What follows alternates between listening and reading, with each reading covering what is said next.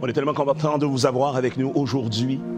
Et on a vraiment à cœur ce thème qui suit, hors du labyrinthe de la pensée. Hors du labyrinthe de la pensée.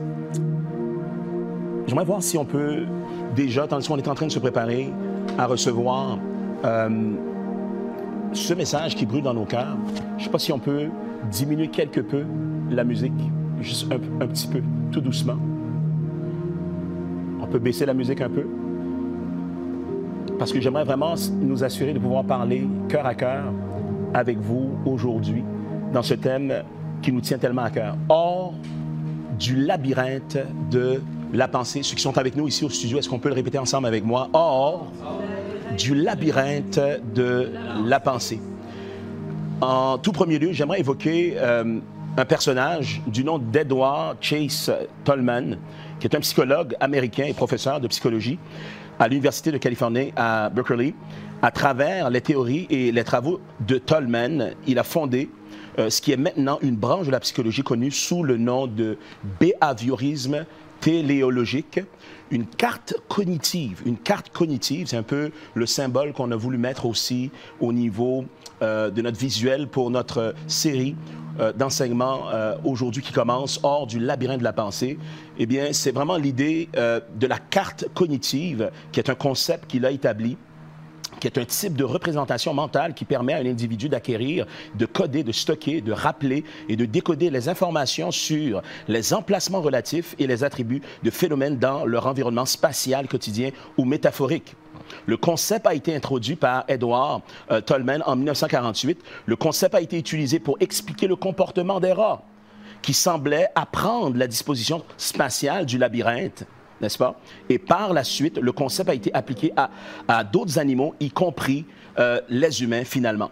Le terme a ensuite été généralisé par certains chercheurs, notamment dans le domaine de la recherche opérationnelle, pour désigner une sorte de réseau sémantique représentant des connaissances ou des schémas personnels d'un individu. En d'autres termes, la mentalité de quelqu'un, la personnalité de quelqu'un crée un genre de labyrinthe ou de carte géographique, métaphorique ou mentale de ses perceptions, ses croyances, ses pensées, ses affinités, ses émotions, etc. Donc, il y a comme à l'intérieur de la pensée humaine cette espèce de carte qu'on appelle la carte cognitive, c'est une espèce de labyrinthe. Et aujourd'hui, j'aimerais attirer l'attention que fait cet homme, ce psychologue, par rapport à cette réalité, mais par rapport à une vérité aussi spirituelle, qui parle de l'importance de ne pas se perdre à l'intérieur de nous-mêmes, de ne pas se perdre dans le labyrinthe de notre propre pensée. Regardez ensemble avec moi dans Proverbe 3, 3 verset 5. Dites ensemble avec moi, Proverbe 3, 5. Il est dit, confie-toi en l'Éternel de tout ton cœur. Il dit, et ne t'appuie pas sur ta sagesse. Reconnais-le dans toutes tes voies et il aplanira tes sentiers. Ne sois point sage à tes propres yeux. Crains l'Éternel et détourne-toi du mal. Ce sera la santé pour tes muscles et un rafraîchissement pour tes os. Un rafraîchissement pour tes os. La Bible déclare, il dit, confie-toi en l'Éternel de toute ta pensée, de tout ton cœur. Le cœur ici parle du centre de qui qu'on est. Le cœur de l'homme humain est ici, mais le cœur spirituel de l'homme est ici. Dis Amen si tu es là. C'est-à-dire le centre de qui qu'on est le domaine de la pensée. Et la Bible déclare, il dit, confie-toi en l'Éternel de toute ta pensée, en d'autres termes. Ne t'appuie pas sur tes propres perceptions, sur ta propre sagesse. Reconnais-le dans toutes tes voies, toutes tes décisions, tous tes projets. Lorsque tu présentes le Seigneur et que tu permets à Dieu de te donner direction, eh bien, il va aplanir tes sentiers. Quelqu'un peut risquer un amen dans l'audience. Donc, souvent, les sentiers dans nos vies ne sont pas aplanis parce qu'on a choisi de faire les choses selon notre perception, selon notre décision. On tourne à gauche, à droite, on avance, on arrête, on recule. Et finalement, avant longtemps, on finit par réaliser que nous sommes perdus dans le labyrinthe de notre pensée. On est perdu, on est dans un égarement dans nos vies. Et souvent, on ne l'a pas réalisé. C'est ça qui est encore pire. On ne réalise pas souvent qu'on est perdu avant que l'évidence paraisse. Souvent, lorsqu'on, par exemple, on se retrouve dans un voyage, si on ne fait pas attention de regarder l'environnement, puis essayer d'avoir des repères. On peut se retrouver sur une mauvaise voie pendant 1 heure, 2 heures avant de réaliser « Oups, je me suis perdu ». Aujourd'hui, je suis convaincu qu'il y a plusieurs personnes sur le chemin de la vie qui se sont égarées et ils ne le savent pas jusqu'à présent. Aujourd'hui, j'aimerais t'interpeller qu'il y a un labyrinthe. Ce n'est pas parce que tu fais du mouvement qu'il y a de l'avancement. Je répète, ce n'est pas parce qu'on fait du mouvement qu'on avance, qu'il y a de l'avancement. Le peuple d'Israël a fait beaucoup de mouvements autour, n'est-ce pas, de ce désert pendant 40 ans. Ils ont fait beaucoup de mouvements, mais il n'y a pas eu d'avancement pour cette génération. Aujourd'hui, j'aimerais t'interpeller. Fais confiance à la sagesse de Dieu pour te donner direction hors du labyrinthe de tes pensées.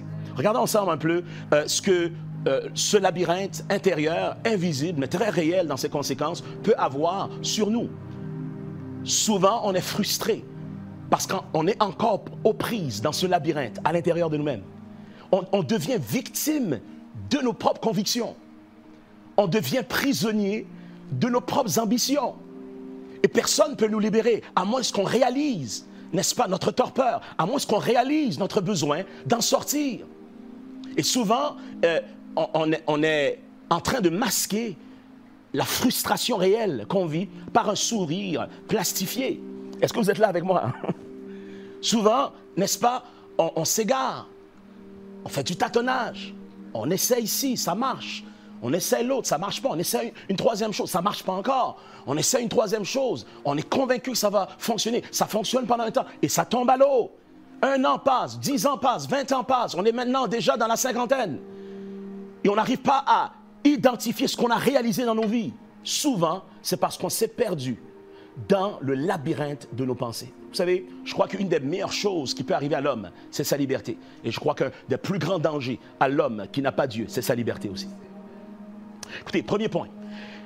L'égarement de nos vies par la pensée corrompue. Est-ce qu'on peut le répéter ensemble avec moi? L'égarement de nos vies par la pensée corrompue. Tite 1,15 nous dit ceci. Tout est pur pour ceux qui sont purs, mais rien n'est pur pour ceux qui sont souillés et incrédules. Leur intelligence et leur conscience sont souillées, c'est-à-dire corrompues. Ils font profession de connaître Dieu, mais ils le renient par leurs œuvres, étant abominables, rebelles et incapables d'aucune bonne œuvre. Ici, on ne parle pas seulement de ceux qui ne croient pas en Dieu. On parle d'un segment de la population qui est pire, d'après moi, que ceux qui ne croient pas en Dieu. On parle de ceux qui osent se professer comme croyants en Jésus, ceux qui osent se confesser comme croyants en Dieu. Ils disent croire en Dieu, mais ils sont corrompus dans leur mentalité, ils se sont trompés, se sont séduits à eux-mêmes parce que leur comportement trahissent leur réelle identité. Dis-moi un amen si tu es d'accord, quelqu'un dans la salle. Romains 1, 21 nous dit ceci, je lis, « Puisqu'ayant connu Dieu, ils ne l'ont point glorifié comme Dieu, ils ne lui ont point rendu grâce, mais ils se sont égarés, dites égarement, dans leurs pensées, et leurs cœurs sont sans intelligence. Leur cœur sans intelligence a été plongé dans les ténèbres. Se vantant d'être sages, ils sont devenus fous. Se vantant d'être sages, ils sont devenus fous. Aujourd'hui, il y a une chose qui est tellement à la mode, c'est la folie justifiée et institutionnalisée. Aujourd'hui, la folie est à la mode. L'inusité est glorifiée. Le non-sens est couronné. Aujourd'hui, tout ce qui est bienséant, tout ce qui est moral, tout ce qui est beau, tout ce qui est agréable est méprisé. C'est devenu quelque chose de rejeté. Ceux qui réfléchissent, ceux qui cherchent, n'est-ce pas, le bien de la population sont marginalisés. Pourquoi? Parce qu'aujourd'hui, plusieurs qui agissent comme des fous se sont sacrés comme les rois de la sagesse. Proverbe 23, verset 7 nous dit ceci, je lis, « Car il est comme les pensées de son âme. » Il est comme les pensées de son âme. Nous sommes la résultante, la somme toute de la façon que nous pensons. Si nous vivons le type de société que nous vivons aujourd'hui, eh bien c'est la résultante, c'est le cumul intérieur d'une mentalité, d'une société corrompue. Et ce qu'on vit aujourd'hui est le résultat de nos décisions. Et nos décisions proviennent en tant que fruit de notre réflexion. Dis Amen, Amen et Amen 3 fois si tu es d'accord. Passons au point 2. La rébellion est une question de positionnement mental. La quoi? La rébellion est une question de positionnement mental. La façon que tu te positionnes intérieurement vient souvent dynamiser tes attitudes et même tes émotions de rébellion. Colossiens 1, 21 nous dit ceci, « Et vous qui étiez autrefois étrangers et ennemis, comment? Par vos pensées et par vos mauvaises œuvres. Il vous a maintenant réconciliés. » Il vous a maintenant réconciliés. La Bible nous fait comprendre, surtout pour ceux qui étudient, n'est-ce pas, l'exégèse, ou qui apprennent comment étudier la Bible, comment lire la Bible et comment la comprendre, vont connaître une loi qu'on appelle la loi de la première mention. Dites ensemble avec moi, la loi de la première mention. La loi de la première mention, c'est que la façon que les Écritures sont établies, ce qui vient avant a préséance sur ce qui suit.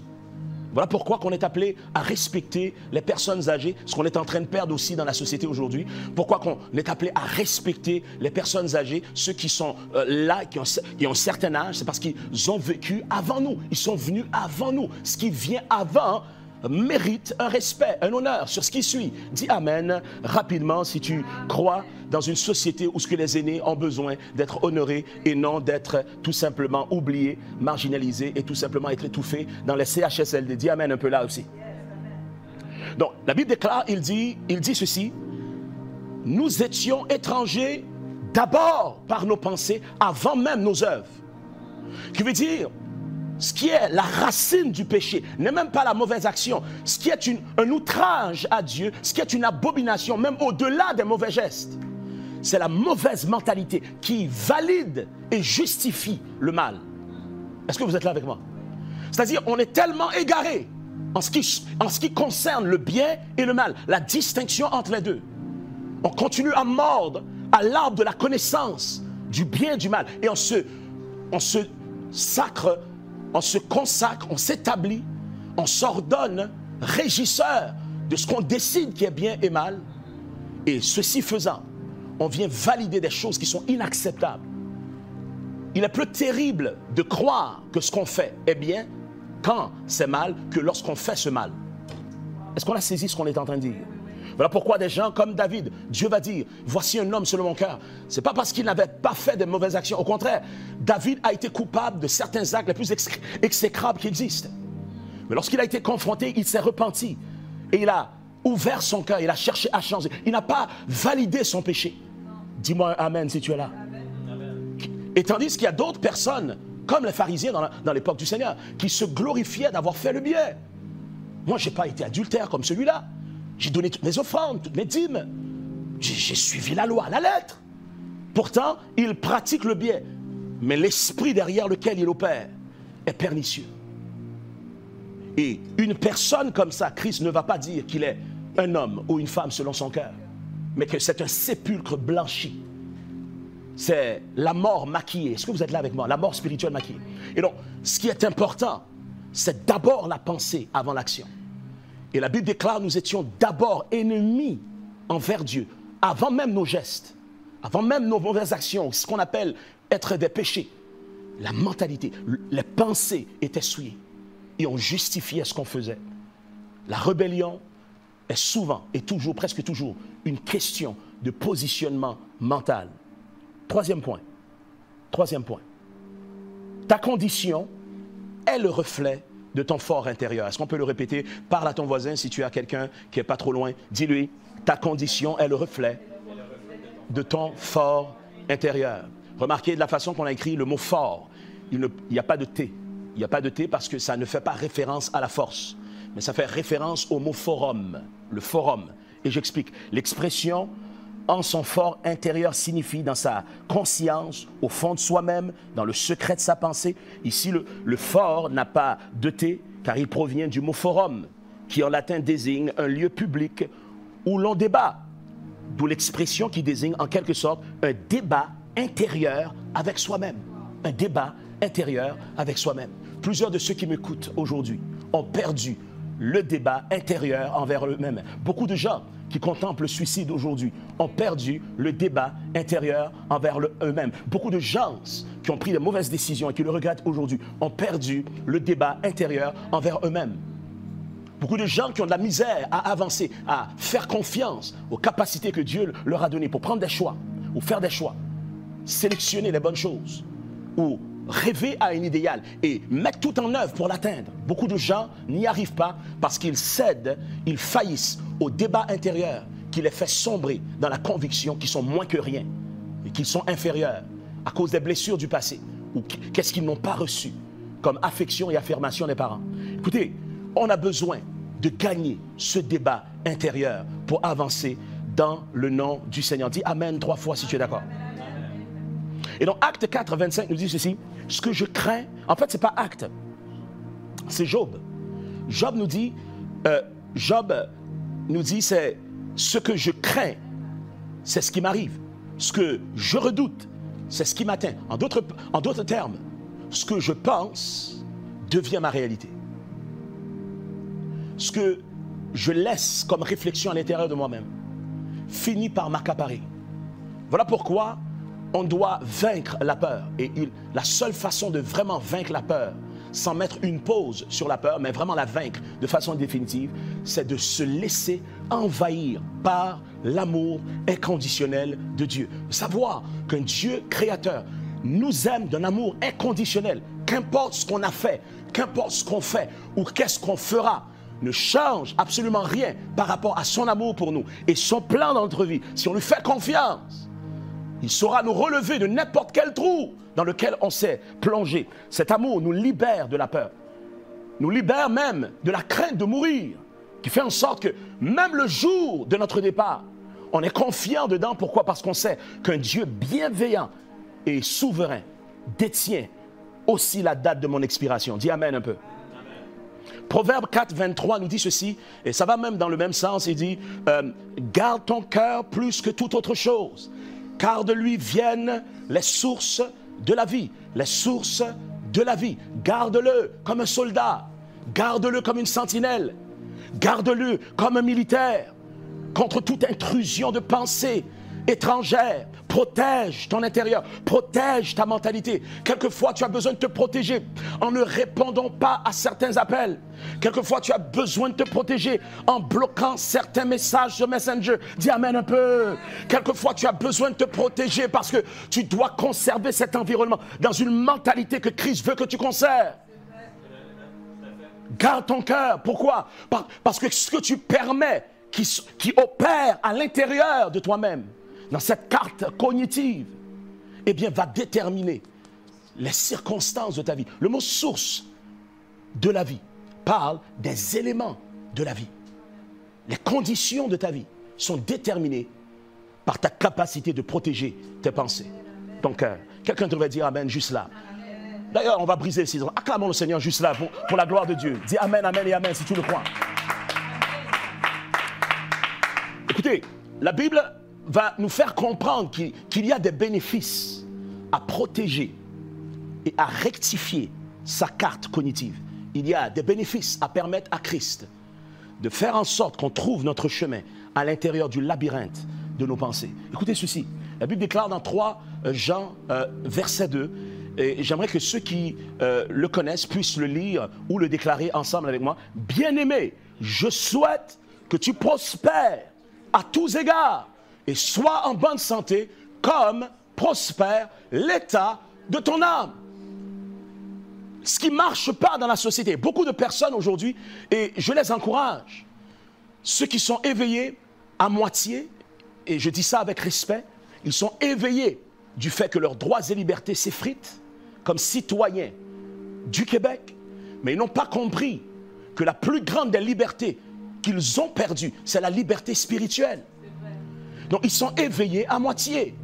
Parce que s'ils étaient éveillés totalement, ils seraient éveillés à la condition du plus grand dictateur de leur âme, qui est le diable, qui les a liés, n'est-ce pas, comme esclaves de leur propre mentalité. Et de cette oppression, nous devons nous libérer pour être capables d'être libres de toutes les ramifications de ce royaume des ténèbres qu'on voit même dans la situation sociopolitique d'aujourd'hui. Je crois fermement que l'âme qui prospère permettra à tout ce qui est relié à l'âme de prospérer. C'est d'abord ton âme et le reste ensuite. Oh, j'aurais espéré un peu de bruit juste là. Je dis c'est d'abord ton âme et ensuite le reste. Christ n'a-t-il pas dit: cherchez premièrement le royaume de Dieu et sa justice, et tout le reste vous sera donné par-dessus. Beaucoup de chrétiens vont interpréter parce qu'aujourd'hui, l'altruisme, c'est quelque chose de rare. C'est une commodité rare dans nos assemblées. Aujourd'hui, c'est le narcissisme chrétien qui est célébré. On vient à l'église pour sa foi. On vient dans la maison de Dieu pour son miracle. On vient pour son développement spirituel. Ça semble bien à l'écoute. Mais en réalité, c'est une intention, une motivation antichrist. Tu ne viens pas à l'église pour être béni. Tu viens dans la maison de Dieu pour devenir une bénédiction pour la société. Oh, tu as raté ton occasion pour dire Amen au bon endroit. Et voilà le problème qu'on a. On recherche le royaume et la justice de Dieu à notre bénéfice individuel, sans comprendre que ce n'est pas ce que le verset est en train de dire. Le verset est en train de dire, règle mes affaires et je vais régler tes affaires. Occupe-toi de mes affaires. Occupe-toi de mes projets. Combien d'âmes que je veux sauver aujourd'hui? Combien de millions de Québécois que je veux atteindre et donner espoir aujourd'hui? Que peux-tu contribuer pour que mon objectif soit atteint, pour que mon royaume soit massifié sur terre? Te dit Dieu. Dit, lorsque tu recherches, le mot recherche, premièrement, proton, premièrement en grec, proton qui parle, n'est-ce pas, de mettre en priorité au-dessus de tout. Qui veut dire le royaume de Dieu doit être ta priorité et la mienne. Au-dessus de l'œuvre, au-dessus du travail, au-dessus de ton cheminement académique, au-dessus même de tes relations, au-dessus de ton propre foyer. Le plan de Dieu pour ta vie personnelle et la vie du monde doit prioriser parmi tes priorités. Oh, tu as raté une bonne place pour dire Amen. Je ne t'ai pas dit de mettre l'Église avant, je t'ai dit de mettre le plan de Dieu pour l'humanité avant. Et ce plan, c'est un plan qui doit se réaliser à l'extérieur des 4 murs de l'Église. Ce plan te concerne dans le marché du travail. Ce plan te concerne comme lumière. Que fais-tu comme lumière en tant qu'étudiant parmi tes collègues? Quelle est ta priorité? Comment recherches-tu les intérêts du royaume d'abord et sa justice, c'est-à-dire de permettre à d'autres de comprendre comment Christ peut les justifier, comment Christ peut les pardonner, comment qu'ils peuvent vivre le miracle de la justification, qui est d'emmener le tas d'âmes dans une condition d'innocence et de pureté, comme s'ils n'avaient jamais péché de leur vie. Ça, c'est le miracle de la justification. Recherchez premièrement le royaume et sa justice. Et tout le reste que vous avez besoin vous sera donné par-dessus. Est-ce qu'il y a des chercheurs du royaume qui vont se mettre à l'œuvre aujourd'hui? Est-ce qu'il y a des gens qui vont rechercher la gloire de Dieu dans notre génération? Je ne vous entends pas. Est-ce qu'il y a des personnes qui vont s'assurer que la justice de Dieu soit enseignée au peuple et se laisser arroser des bénédictions de Dieu ensuite? Est-ce qu'il y a des gens qui vont chercher le royaume avant la bénédiction? Et pas confondre les deux. Quelqu'un pouvait dire Amen juste là aussi. Écoutez, bien-aimé, je souhaite que tu prospères à tous égards, dans tous les domaines de ta vie.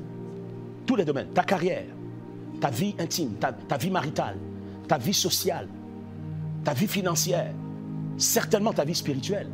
Il dit, bien-aimé, je désire, je souhaite que tu prospères à tous égards. Et sois même en bonne santé dans tes cellules, dans ton corps, à condition que ton âme prospère. Voyez-vous, l'âme, qui est le siège des pensées, est le QG de ton existence. C'est le quartier général où tout se passe, où tout casse. Autre point. Dites ensemble avec moi, nous avons presque terminé. Dites l'exode hors de soi-même. Vous savez, on peut vivre un exorcisme qui parle d'être libéré d'une oppression satanique ou d'une manipulation démoniaque au niveau de nos pensées, nos émotions ou même notre corps physique. Il y a puissance en Jésus pour te libérer aujourd'hui de toute oppression et de toute manigance, de tout lien spirituel, ou même, j'appelle pas ça des malédictions ancestrales, parce qu'en Christ, il n'y a plus de malédiction, mais d'oppression ancestrale. Christ est le libérateur. La Bible déclare ceci, il dit, quiconque le Fils affranchi est réellement libre. Il dit, vous connaîtrez la vérité et la vérité vous affranchira. Est-ce qu'il y a des gens qui ont été libérés de la tête aux pieds ici dans cette salle, qui peuvent faire du bruit pour ceux qui écoutent? Est-ce qu'il y a des gens qui ont été libérés d'oppression satanique? Est-ce qu'il y a des personnes qui ont été libérées d'attaque de l'ennemi? Crie Alléluia comme un guerrier. Et donc il peut nous libérer de toute forme d'oppression Mais vous savez, la plus grande des délivrances que l'humanité a besoin, et plusieurs croyants en Christ ont besoin, n'est pas simplement la liberté et la libération des démons, mais la liberté de leurs propres pensées. Plusieurs chrétiens sont dominés par des forteresses. Les forteresses, en parlant des raisonnements, qui semblent être spirituels, mais qui sont pernicieusement religieux et charnels, et les gardent liés. Ils sont bien intentionnés, mais ils sont encore perdus dans le labyrinthe de leurs pensées. Aujourd'hui, il y a une solution pour nous. La Bible déclare dans Psaume 8, 4 à 6. Dans Psaume quoi? 8, 4 à 6. La Bible déclare ceci, je lis. Il dit, heureux ceux qui placent en toi leur appui. Ils trouvent dans leur cœur des chemins tout tracés. Des chemins tout tracés. La Bible déclare, il dit, heureux ceux qui placent en toi leur appui. Ils trouvent dans leur cœur des chemins tout tracés. Qui veut dire, lorsqu'on fait confiance au Créateur qui connaît le chemin, il s'assure qu'on découvre le GPS intérieur pour qu'on trouve notre chemin hors de la prison et du labyrinthe de nos pensées. Dis Amen si tu le crois. 1 Corinthiens 10, 4, 5 nous dit ceci, et je lis, il dit, car les armes avec lesquelles nous combattons ne sont pas charnelles, mais elles sont puissantes par la vertu de Dieu pour renverser les forteresses. Les forteresses. Et le renversement des forteresses, la Bible déclare dans le verset 5 qui suit, il dit, nous renversons les raisonnements. Nous renversons toute hauteur qui s'élève contre la connaissance de Christ. Et nous emmenons toute pensée captive à l'obéissance de Christ. Qui veut dire, les forteresses sont des lieux fortifiés intérieurement qui nous gardent prisonniers en nous-mêmes. Et ce type de prison est difficile à identifier pour s'en sortir parce que souvent, on valide la façon qu'on réfléchit. Souvent, on justifie nos raisonnements, surtout lorsqu'elles ne sont pas basées sur le Seigneur ou qu'elles sont basées tout simplement sur des traditions religieuses, mais qui n'ont aucune racine dans la révélation de la parole. On le fait parce que le pasteur l'a dit. Et pourquoi le pasteur l'a dit? Mais parce que son pasteur lui avait dit. Et pourquoi le pasteur avait dit au pasteur? C'est parce que le pasteur du pasteur qui a dit au pasteur, dit à ce pasteur qui te dit à toi le même mensonge. Mais voilà pourquoi tu ne peux plus lire la Bible. Tu as besoin d'étudier la Bible. Dis Amen, Amen et Amen. Tu ne peux pas simplement rester dans une position paresseuse et dire Amen à tout ce qu'on te dit. Va vérifier, va valider et demande à Dieu d'ouvrir tes yeux. Non, Christ ne va pas te dire que tu es conspirationniste ou complotiste. Il va tout simplement te dire que tu es un recherchiste du royaume de Dieu. Acclamons le Seigneur pour les recherchistes. Dis Amen, Amen et Amen ou aïe aïe. Ok, regardons ensemble si vous voulez bien dans 1 Corinthiens 2, 16. Un quoi? 1 Corinthiens 2, 16, la Bible déclare, car qui a connu la pensée du Seigneur pour l'instruire? Or, nous avons la pensée de Christ. Par nous-mêmes, on n'a pas la capacité d'interroger Dieu et de le remettre en question. Parce qu'il est l'être doté d'un quotient intellectuel vaste et infini. Notre psychologie en tant que mortel ne saurait se comparer à l'intelligence et l'omniscience du Dieu immortel, infini et vrai. Dis Amen si tu es d'accord là. Mais la Bible déclare, malgré que nous ne pouvons pas remettre Dieu en question de par son raisonnement, de par sa perspective ou ce qu'il voit, le passé, le présent et l'avenir en même temps. Mais non seulement il voit le passé, le présent et l'avenir en même temps, il le voit en même temps dans toutes les générations passées et toutes les générations futures et présentes en même temps. Qui veut dire que pendant que Dieu est en train de nous parler à travers ce message, il est encore en train de parler à Adam et Ève dans le jardin d'Éden. Pendant qu'il nous parle aujourd'hui par son esprit, il est déjà en train de s'adresser à ta progéniture jusqu'à 1000 générations. Même les enfants des enfants de tes enfants qui n'ont pas encore vu le jour ont déjà une conversation avec lui parce qu'il est le Dieu omniprésent, omniscient. Il est dans toutes les générations, hors des paramètres du temps, de la restriction de l'espace, parce qu'il est Dieu. Est-ce qu'on peut acclamer ce Dieu extraordinaire qu'il est? Dis Alléluia!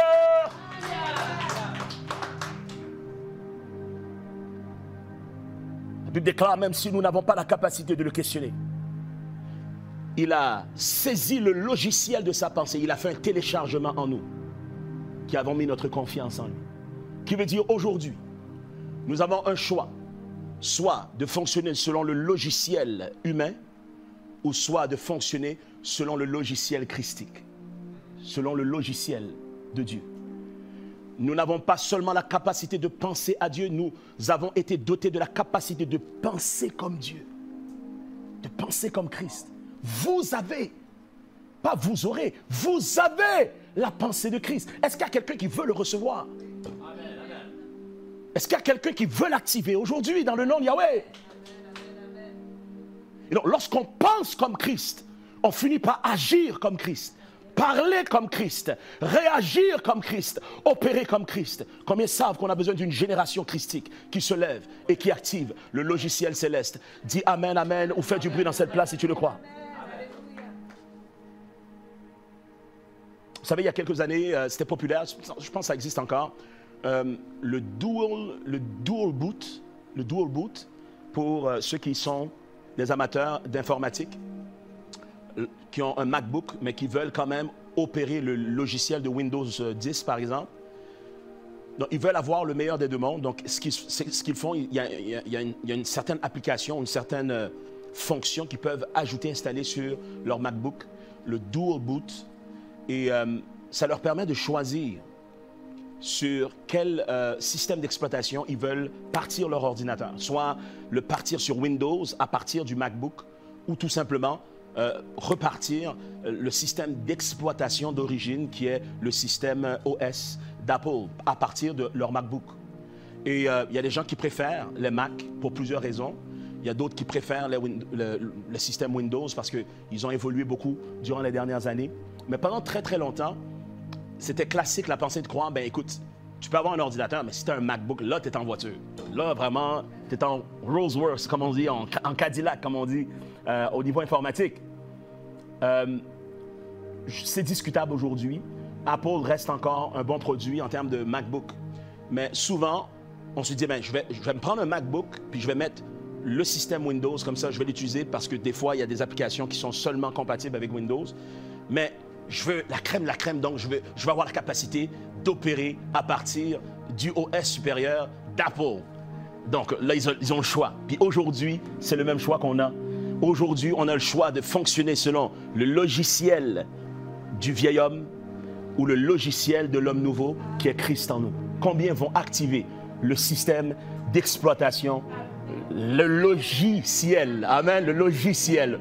Je ne sais pas si tu l'as pogné, là, mais en tout cas, peut-être la révélation viendra par la suite. Le logiciel. En tout cas, on passe.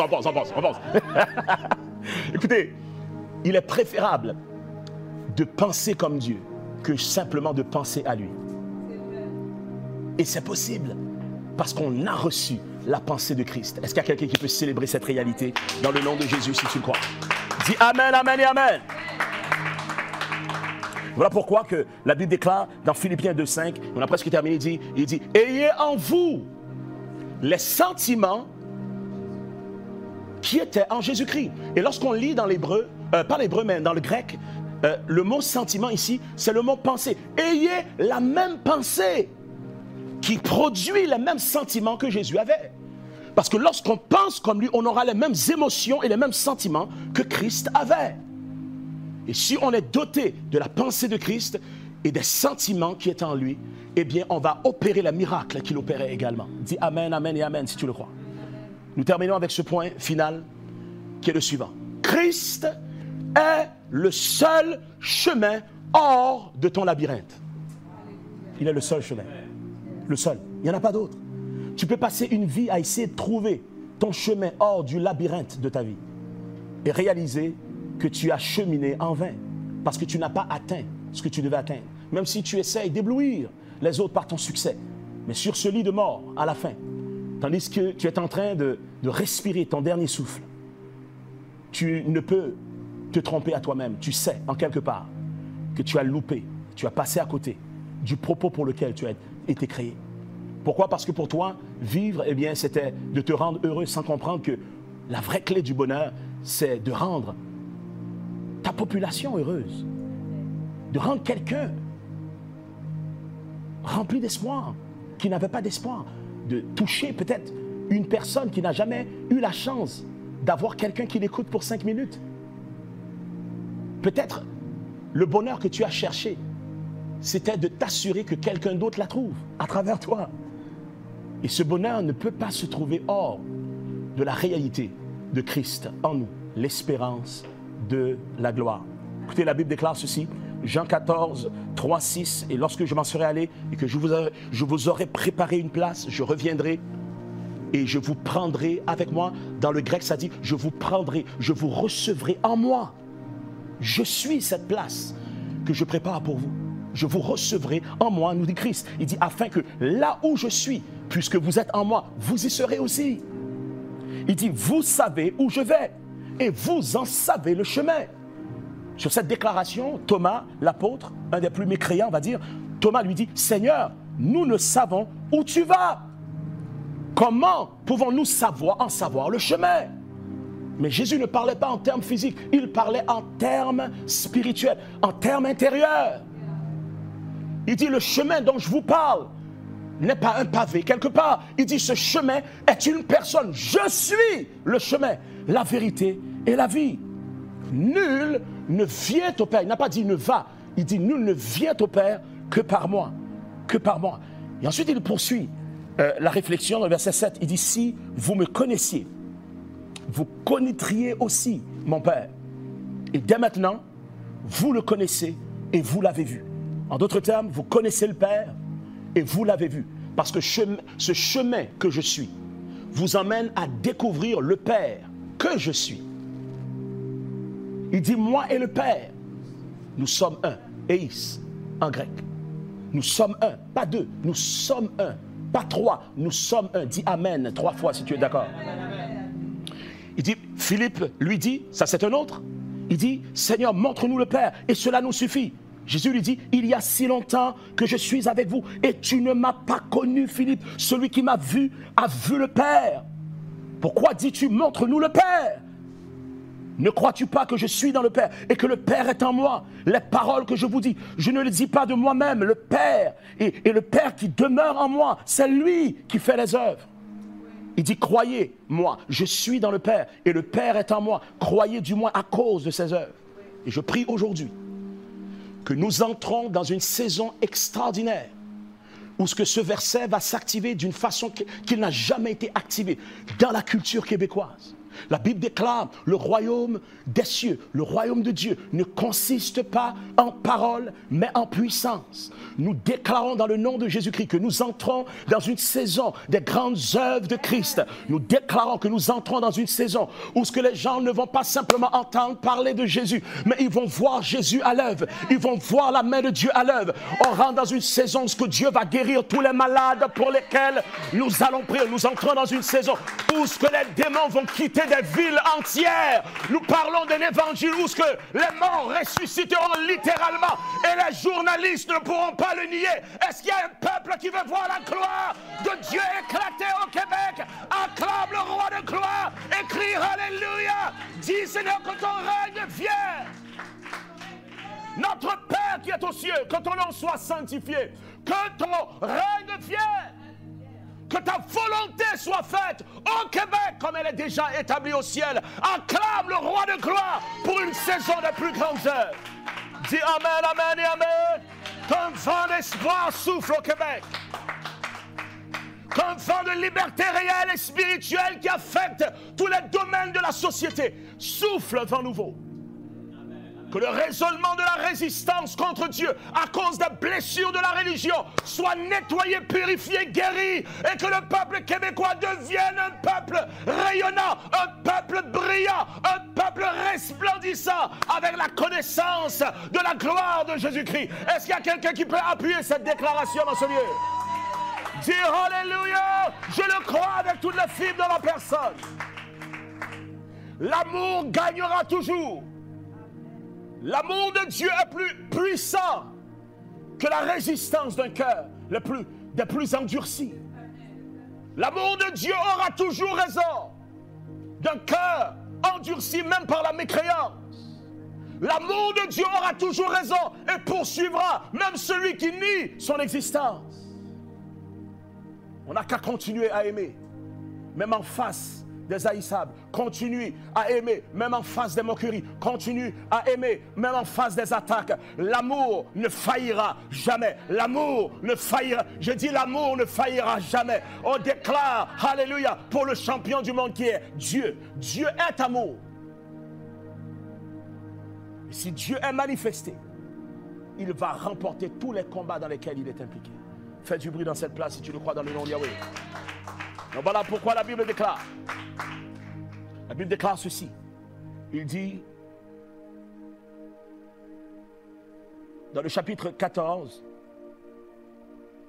verset 12, il dit, en vérité, je vous le dis, celui qui croit en moi fera aussi les œuvres que je fais. Il en fera de plus grandes, parce que je m'en vais au Père. Et tout ce que vous demanderez en mon nom, je le ferai, afin que le Père soit glorifié dans le Fils. Et si vous demandez quelque chose en mon nom, je le ferai. Qu'est-ce que le verset est en train de dire? Il dit, celui qui croit en Jésus fera même des plus grandes œuvres que Jésus a fait sur la terre. Je répète, celui qui croit en Jésus opérera des plus grandes œuvres que Christ lui-même a fait sur terre, par l'Esprit de Dieu. La Bible déclare non seulement telle est la destinée de l'ecclésia réelle, d'excéder même les œuvres que Christ a fait par l'Esprit de Christ. La Bible déclare, il dit, ça va se manifester de la façon qui suit. Il dit, si vous demandez en mon nom quelque chose, je le ferai, afin que mon Père soit glorifié dans le Fils. Il dit textuellement, je le relis, en vérité, je vous le dis, celui qui croit en moi fera les œuvres que je fais, et il en fera de plus grandes parce que je m'en vais au Père. Ensuite, il dit, et tout ce que vous demanderez en mon nom, je le ferai, afin que le Père soit glorifié dans le Fils. Mais non seulement cela, il dit, si vous demandez quelque chose en mon nom, je le ferai. Donc, il dit en d'autres termes, on a l'impression que c'est un pléonasme qui se répète. Il y a quelque chose d'important qu'il est en train de nous dire. Si vous demandez tout ce que vous demandez qui existe, je le ferai pour vous. Et si vous demandez une chose, en d'autres termes, qui n'existe pas, je le créerai pour vous. Je le créerai pour vous. Je le créerai pour vous. Christ va frayer un chemin dans le désert. Dieu est capable de créer des solutions qui n'existent pas dans ta situation. Amen. Même quelque chose qui n'a pas son existence devient existant par la déclaration de sa parole. Voilà le type de Dieu. Voilà le type d'évangile. Voilà le type d'ecclésia que Christ est en train de faire émerger dans cette génération, partout sur le globe. Nous sommes appelés à devenir la voix et la révélation de Christ pour notre génération. Acclame le Seigneur si tu le crois dans cette place pour la gloire de Yahweh. Dis Amen si tu es d'accord. On dit Amen si tu es d'accord. Écoutez, il y a beaucoup de gens, ils vont dire c'est toujours la faute de quelqu'un. C'est toujours la faute de quelqu'un d'autre. Et c'est presque jamais leur faute. Il y a quelqu'un qui m'écoute aujourd'hui, c'est toujours la faute de l'employeur. C'est la faute de ton collègue, c'est toujours la faute du professeur. C'est la faute de ton mari ou c'est la faute de ton épouse. Tu n'as jamais tort, c'est toujours ta femme qui est en erreur. C'est toujours toi qui dois avoir raison. Tu es perdu dans le labyrinthe de tes pensées. Tu es convaincu, mais tu es perdu dans ta conviction. Parce que tu penses que tu as raison. Et la raison pour laquelle ta vie n'avance pas plus, c'est parce que tu es perdu dans le labyrinthe de tes pensées. Il y a des gens qui vont même commettre des actes graves, des meurtres. Pendant qu'ils ont fini de tuer la victime, ils vont dire, regarde ce que tu m'as poussé à faire. C'est toi, c'est ta faute. Tu m'as poussé à te tuer. Même en face du crime, ils ne sont pas capables d'avouer que c'est eux qui ont posé l'acte. C'est eux-mêmes qui sont fautifs. Ils sont perdus dans le labyrinthe de leurs pensées. Il y a des gens qui vont dire c'est le diable qui m'a poussé à le faire. D'autres vont dire je n'ai pas eu le choix car j'étais dans le besoin. Il fallait que je le fasse. Je n'avais pas le choix. Oui, ça peut être mal pour d'autres personnes, mais pour moi c'est bien parce que je n'avais pas le choix. Je ne suis qu'humain. Il y a d'autres encore, ils vont plus loin. Ils vont blâmer Dieu. J'aimerais te dire, ce qui t'est arrivé n'est pas la faute de Dieu. Souvent, on blâme Dieu pour ce que le diable fait. Et souvent, on blâme le diable pour qu'est-ce que nous, on a fait. Est-ce qu'il y a quelqu'un qui a saisi? Lorsqu'on regarde un peu dans la Genèse, Ève a pris le fruit, mais son mari se fait interroger par le Seigneur. Il dit, mais c'est la femme que tu m'as donnée, c'est à cause d'elle. Si tu ne m'avais pas marié à cette dame-là, ben, elle ne m'aurait jamais séduit avec le fruit que le serpent lui avait donné. Le Seigneur va à Ève aussi, commence l'interrogatoire. Ève dit, écoute, c'est pas moi, c'est le serpent que tu as créé, qui m'a séduit. Le Seigneur parle au serpent regarde, il regarde en arrière, quelques couples de fois, il n'y a personne d'autre à accuser, le serpent est obligé de recevoir sa sentence. Et ensuite, Ève reçoit sa responsabilité et on remonte la chaîne jusqu'à Adam. Parce qu'en réalité, même si le diable existe, même si les conditions t'ont encouragé à faire le mal, tu es responsable de chaque geste ou de chaque chose que tu as choisi de ne pas faire qui devait être fait. Tu es le responsable de ta vie. Cesse de faire de Dieu le responsable de ton malheur. Cesse d'accuser Dieu pour ta tristesse. Tu es le responsable. Tu es le responsable. Je ne suis pas en train de t'accuser, mais j'essaye de t'aider à te responsabiliser. N'essaye pas de changer les autres. Commence par changer ta vie. N'essaye pas de changer ta compagne, ton compagnon. Change-toi d'abord. T'essaies d'enlever la paille dans l'œil de l'autre, va nous dire Jésus. Tandis que tu as une poutre, tu as un poteau devant les yeux.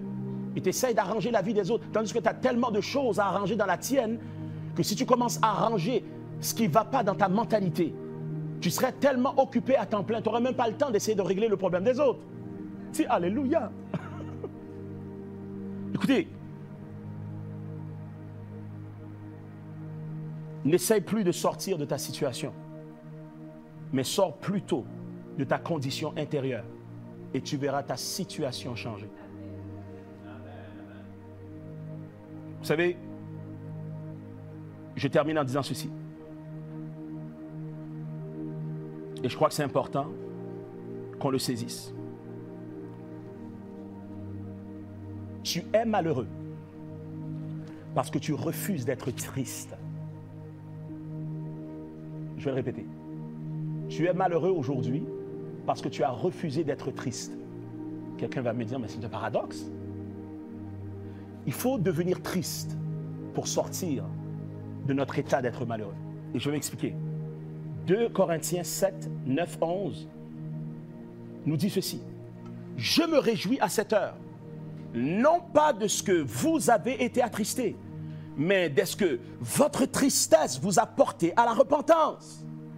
Car vous avez été attristés selon Dieu, afin de ne recevoir de notre part aucun dommage. En effet, la tristesse selon Dieu produit une repentance à salut dont on ne se repent jamais, tandis que la tristesse du monde produit la mort. Et voici cette même tristesse selon Dieu, quel empressement n'a-t-elle pas produit en vous? Quelle justification, quelle indignation, quelle crainte, quel désir ardent, quel zèle, quelle punition. Vous avez montré à tous égards que vous étiez purs dans cette affaire. En d'autres termes, la Bible nous fait comprendre que lorsqu'on accepte la tristesse selon Dieu, elle nous emmène à une repentance. Et cette repentance nous permet d'accéder à une vraie joie. Mais lorsqu'on est malheureux dans notre vie, c'est parce qu'on n'a jamais permis à la tristesse de Dieu de nous faire réaliser notre état. Ce n'est pas facile de voir qu'on a eu tort. Ce n'est pas facile de voir qu'on a fait des erreurs. Ça emmène une tristesse. Mais cette tristesse qui nous amène à la repentance va causer une transformation intérieure qui va nous permettre de sortir hors du prison de notre pensée. Est-ce que j'ai quelques témoins ici dans cette place qui savent de quoi je dis? Est-ce qu'il y a des gens qui, pour être heureux, afin de sortir de leur état d'être malheureux, ont accepté la tristesse de Dieu pour sortir maintenant de leur torpeur? Donc, tu es malheureux car tu refuses d'être triste selon Dieu. Permets à cette tristesse de Dieu de te faire réaliser que tu as tellement besoin de lui, comme nous tous. Permets à Dieu qu'il te permet de voir ce qui ne t'appartient pas dans ton identité. Ce qui est tellement laid, qui n'est pas compatible avec ta destinée. Permets-lui d'enlever ces choses pour que tu deviennes enfin qui tu as toujours été. Dis Amen, Amen et Amen si tu es d'accord.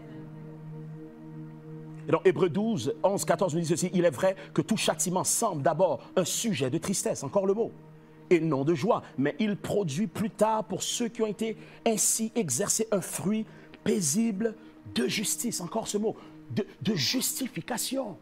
On devient justifié et Dieu nous ramène à l'état, comme si on n'avait jamais commis de mal. Parce que Dieu n'est pas là pour nous condamner par rapport à ce qu'on a fait de mal, mais il veut nous nettoyer, nous purifier et nous innocenter. Dis Amen, Amen et Amen, si tu comprends cet amour pour toi et moi. Voilà pourquoi la Bible déclare, il dit, fortifiez donc vos mains languissantes et vos genoux affaiblis et suivez avec vos pieds des voies droites, afin que ce qui est boiteux ne dévie pas, mais plutôt se raffermisse. Recherchez la paix avec tous et la sanctification sans laquelle personne ne verra Dieu. On veut voir Dieu dans nos vies, mais ça prend une repentance. Repentance veut dire, Seigneur, change ma mentalité. C'est le mot métanoïa, dites métanoïa. En grec qui veut dire changement de mentalité, qui emmène un changement attitudinal intérieur et même un changement au niveau même du caractère, au niveau même de l'activité, des actions, des œuvres. Donc, la repentance, ce n'est pas d'arrêter de pécher. La repentance, c'est d'arrêter de penser comme avant. De permettre à Dieu de renouveler et de restructurer une pensée neuve pour qu'une nature nouvelle, celle de Christ, puisse émerger enfin. Dis Amen pour ceux qui sont d'accord. Il nous faut abandonner totalement à Dieu. Rien ne marchera, écoute-moi bien, rien ne marchera dans ta vie tant que tu ne te repens pas et que tu n'abandonnes pas toute ta volonté au Seigneur. Rien ne marchera. Tu as le droit d'essayer, mais je te garantis, tu ne seras pas satisfait. Arrête de combattre devant l'évidence. Repens-toi, dis Seigneur, change-moi, change ma perception. Libère-moi du labyrinthe de ma pensée. Permets-moi d'atteindre ma destinée dans le nom de Jésus. Il te reste encore du temps pour réussir. Il y a quelqu'un que j'ai entendu dans mon esprit déclarer, c'est trop tard, j'ai perdu trop d'années, trop de décennies, j'ai perdu mon temps, j'ai tourné en rond toute ma vie. Je me suis perdu, comme tu dis, dans ce labyrinthe de la pensée, pasteur. J'ai perdu mon temps, je ne peux plus retourner en arrière, mon âge est déjà avancé. Le Seigneur te dit, non! Il y a encore du temps pour racheter le temps perdu. Dieu, celui qui est maître du miraculeux, peut te faire gagner en qualité de temps ce que tu as perdu en quantité de temps. Dis Amen, Amen et Amen. Il te reste encore du temps pour être heureux. Il te reste encore du temps pour accomplir la volonté de Dieu pour ta vie. Il te reste encore du temps. Ta frustration n'est que le résultat de tes choix et ta mentalité. Mais aujourd'hui, tu peux prendre une décision qui va renverser les effets de toute une vie de mauvaises décisions. Cette décision, c'est de permettre à Christ de te montrer le chemin hors du labyrinthe de ta pensée. Ne prierais-tu pas avec moi en ce moment, demander au Seigneur de pouvoir te donner éclaircissement, lumière, pour qu'il te libère de toi-même, afin de vivre pleinement qui tu es. Dis Amen, Amen et Amen si c'est ce que tu veux. Je vais demander à tous ceux qui sont là de se mettre sur leurs pieds. Nous allons prier ensemble. Et toi qui m'écoutes aujourd'hui, j'aimerais que tu puisses fermer les yeux si tu es sincère. Nous allons faire cette prière pour la gloire de Dieu. Ça fait longtemps que tu tournes en rond et tu n'oses même pas recevoir des conseils parce que tu ne veux pas que les gens voient que tu as besoin de conseils, parce que tu veux les convaincre que tout est en ordre, tout est sous contrôle et pourtant tu as besoin de lumière. Aujourd'hui, c'est ton opportunité. Ne le rate pas, c'est ton opportunité. Il y a une sortie hors de ce labyrinthe intérieur. Prions ensemble. Seigneur notre Dieu, répète ensemble avec moi. Dis Seigneur, je t'ai presque entendu. Dis Seigneur, je te donne ma vie. Je te donne mon cœur. Je te donne mes pensées. Permets-moi de réaliser ce que tu as fait sur la croix pour moi. Je prends la décision de croire que tu as versé ton sang sur la croix afin de payer la caution de mes mauvaises actions et mes mauvaises pensées. Merci de m'avoir remplacé. Merci d'avoir été ma substitution pour satisfaire la justice de Dieu. Merci Seigneur parce que le mal ne peut pas rester impuni. Et tu as choisi de payer ce mal sur toi-même me concernant. Merci pour cet amour incommensurable. Merci pour cette grâce infinie. Merci Seigneur pour ton amour qui m'atteint aujourd'hui. Merci de faire fondre mes murailles de résistance contre toi. Merci Seigneur de m'atteindre aujourd'hui d'une façon neuve, de me parler dans un angle que je n'avais pas soupçonné. Merci Seigneur de m'ouvrir les yeux. Permets-moi d'être libre de ma frustration. Seigneur, je veux libérer ma colère et y renoncer face à toi. Je refuse de te blâmer pour mes malheurs à partir d'aujourd'hui. J'accepte la responsabilité de ma peine à cause de mes décisions. Mais aujourd'hui, je prends une décision différente. Aujourd'hui, je prends une décision spirituelle. Aujourd'hui, je prends une décision neuve. Je choisis de faire de toi le chemin, la vérité et ma vie. C'est dans le nom de Jésus que je reçois ton pardon.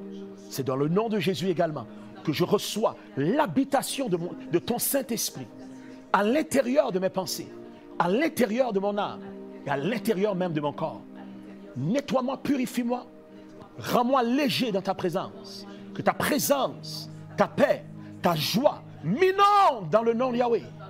Qu'à partir d'aujourd'hui, une rivière de sagesse neuve illumine ma conscience et me permet de prendre des décisions gagnantes qui va me permettre de naviguer à travers les tempêtes de ma vie et d'arriver à bon port. C'est dans le nom de Jésus que je me libère de mon labyrinthe dans ma pensée et que je trouve et découvre la pensée libératrice de Christ. C'est dans le nom de Jésus que j'ai prié. Amen, amen et amen. Si tu as fait cette prière de tout ton cœur, j'aimerais qu'on acclame le Seigneur pour celui ou celle qui a fait cette prière avec sincérité.